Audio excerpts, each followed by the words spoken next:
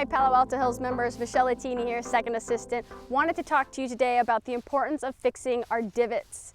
A lot of the times we see these on our tee boxes, fairways, and close to the greens, and it's super important that we fill those in to help our grass regrow.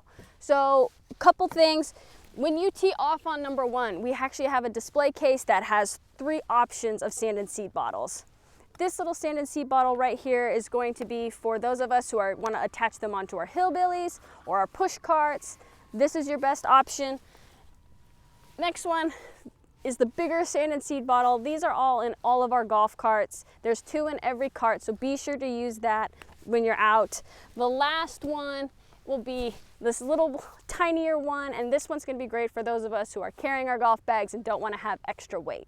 So how do we fix our divots? Okay, what you're going to do, you're going to put the sand in your divot that you made, and now when you put it in, it's going to look like a little pyramid, and you want to make sure that you step on that. It evens out the sand, and then it also gives a nice good lie for somebody else who may happen to go into that mark where you made your divot. The other reason is in the mornings when the greens crew comes out here and mows our fairways and everywhere else, when it hits the sand, it actually dulls the blades of all the mowers. So that's why it's really important, again, that we step down on that sand, make it nice and level for all of us around and for our greens crew. So again, please be sure that you are fixing your divots in the fairway, and if you even have time, maybe fix another. That's all for now.